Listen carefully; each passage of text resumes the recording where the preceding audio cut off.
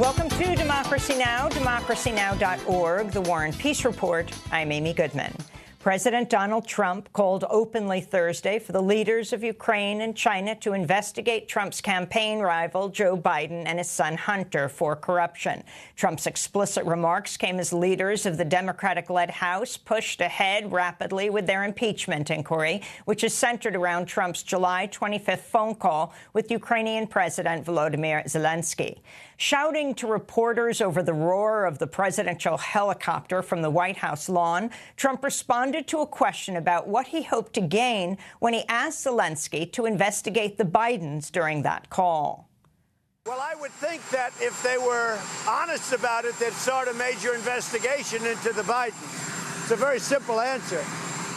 They should investigate the Bidens, because how does a company that's newly formed, and all these companies, if you look at, and by the way, likewise, China should start an investigation into the Bidens, because what happened in China is just about as bad as what happened with Ukraine. Trump's comments came as CNN reported. President Trump spoke to Chinese leader Xi Jinping about Joe Biden and another 2020 campaign rival, Senator Elizabeth Warren, during a phone call in June.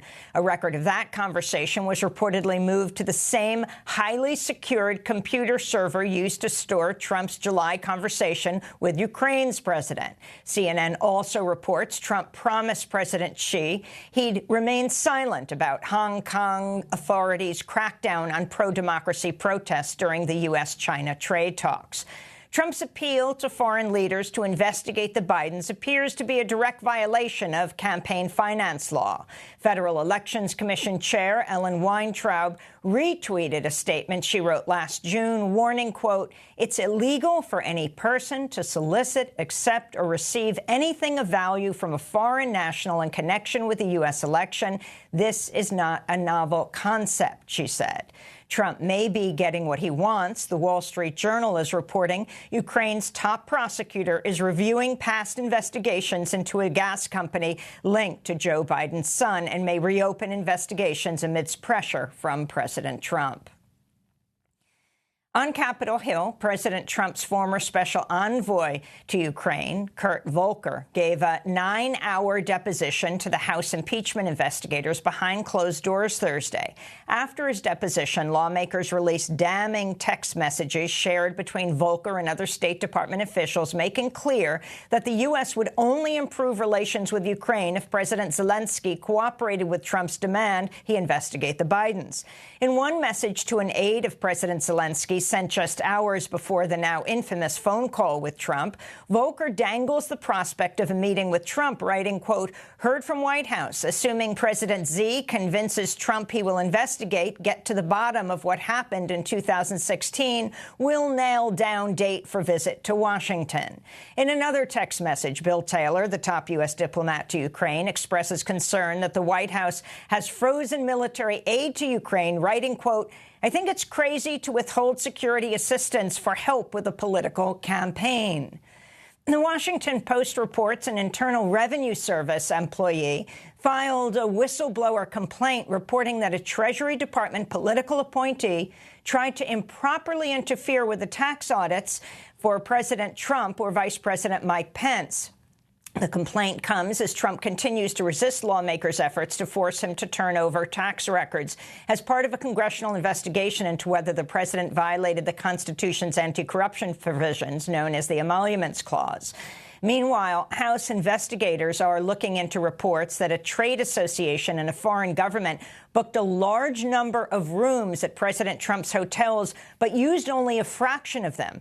Congressmember Jerry Connolly, who sits on the House Oversight Committee, told Politico, quote, "It's an obvious attempt to curry favor with President Trump," adding, "Now we're looking at near raw bribery," he said. The Department of Homeland Security said Wednesday it'll soon begin collecting DNA samples from the hundreds of thousands of migrants arrested each year by immigration authorities. The data would be stored in the FBI's Combined DNA Index System, a massive national criminal database accessible to state and federal law enforcement agencies. Among those who would have their DNA taken and sequenced under the Trump administration plan are children and asylum seekers who've broken no U.S. laws. Attorney Vera Eidelman of the American Civil Liberties Union condemned the plan, writing, "This kind of mass collection alters the purpose of DNA collection from one of criminal investigation to population surveillance, which is contrary to our basic notions of freedom and autonomy," she said. In Iraq, the death toll after 3 days of anti-government protests has risen to 44 people as police and soldiers continue to open fire on thousands of demonstrators who are defying government-imposed curfews. The largest number of casualties have occurred in the city of Nasiriyah, where dozens of people have been shot dead. More of the deaths occurred in Baghdad when police opened fire with tear gas and live bullets on protesters in the city's Tahrir Square. We are Iraqis. We are demanding our rights. This is all we want. We want an occupation, a job that will bring us some good. What have you done to us? Have we elected you into power for a day like this? You have pushed us backwards, and the religious clerics are corrupt. Iraqi Prime Minister Adel Abdul Mahdi addressed the nation earlier today, calling protesters' demands legitimate but ordering them to disperse. Honduran President Juan Orlando Hernandez is lashing out at federal prosecutors in the United States who've brought weapons and drug trafficking charges against his brother. On Wednesday, a U.S. prosecutor told a federal court in Brooklyn the brother, Tony Hernandez, personally accepted a $1 million bribe meant for President Hernandez from the notorious Mexican drug lord known as El Chapo. Tony Hernandez is accused of trafficking tons of cocaine through Honduras bound for the U.S. and of providing heavily armed security for drug shipments. President Hernandez is a staunch ally of President Trump. At a news conference Thursday, he denied reports he's profited from narco-trafficking and pledged continued support to the Trump administration. We will not stop working to keep on making Honduras a land that is hostile towards drug traffickers, towards gangs. This has been recognized by the United States from their president, their vice president, the State Department, the DEA, and Homeland Security over all these years that I have been president. Honduras has become one of the most violent countries in the world because of the devastating drug war and a political crisis that stems in part from a U.S.-backed 2009 coup that ousted the democratically elected President Manuel Zelaya. Ecuador's president has declared a national emergency as protests rage nationwide over his decision to end diesel and gasoline subsidies. President Lenin Moreno's austerity measures met a key demand of the International Monetary Fund as part of $4.2 billion deal agreed to in February. On Thursday, protesters spilled into the streets of Quito and other cities as the cost of energy rose dramatically. Police fired tear gas to clear protesters who set up barricades. One of the demonstrators, Julio Cesar, said President Moreno and other elites should pay to maintain fuel subsidies. They should be paying for these measures, for this economic crisis. The people are mired in misery. A people who are hungry are a people who fight on. On Thursday, transit unions declared a nationwide strike to protest the fuel price hikes, ending bus routes, making taxis unavailable, and closing roads across Ecuador. Peruvian President Martinez Vizcarra swore in a new cabinet on Thursday as a challenge to his leadership by right-wing opponents failed. On Monday, Vizcarra invoked a constitutional provision to dissolve Congress and call for new parliamentary elections. Congress responded by suspending Vizcarra as president and declaring his vice president to be Peru's interim president. But that challenge fizzled after no foreign governments recognized Vice President Arauz as president, who resigned just hours before being sworn in.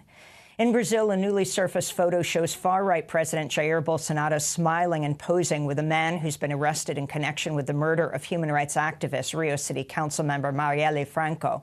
Josenaldo Lucas Reitas was arrested Thursday and charged with disposing of the guns used in the March 2018 assassination. It's the second known photo of Bolsonaro taken with a suspect in Franco's murder.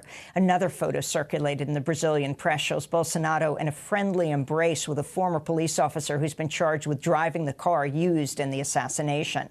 Marielle Franco, who is black and a vocal member of the LGBTQ community, was a longtime critic of Brazil's police, who have been linked to thousands of killings and incidents of brutality in Rio's impoverished favela neighborhoods.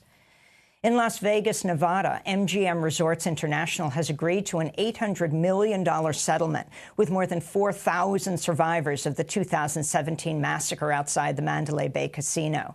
The settlement was announced after survivors joined friends and families of those killed at a commemoration Tuesday, marking the second anniversary of the massacre.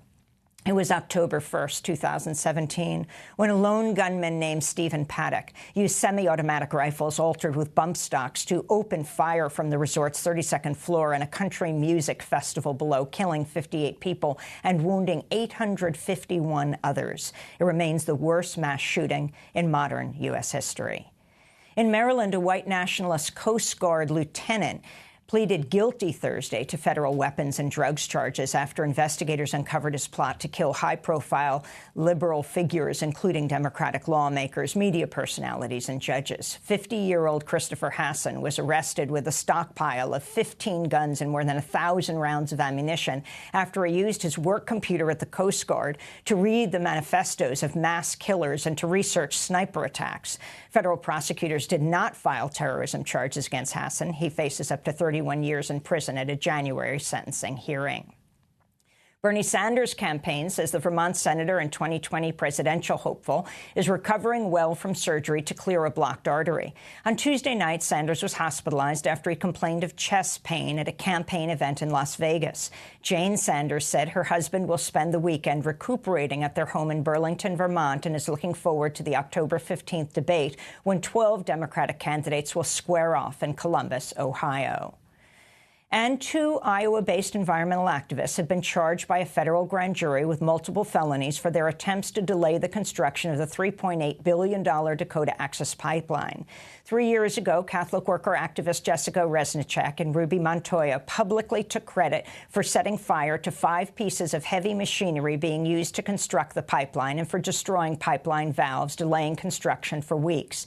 Speaking on Democracy Now! In 2017, Jessica Resnicek denied her actions were violent. I think that the oil being taken out of the ground and the machinery that does it and the infrastructure which supports it, this is violent. These tools and these mechanisms that industry and corporate power and government power have all colluded together to create. This is destructive. This is violent, and it needs to be stopped. And those are some of the headlines. This is Democracy Now!, democracynow.org, The War and Peace Report. I'm Amy Goodman.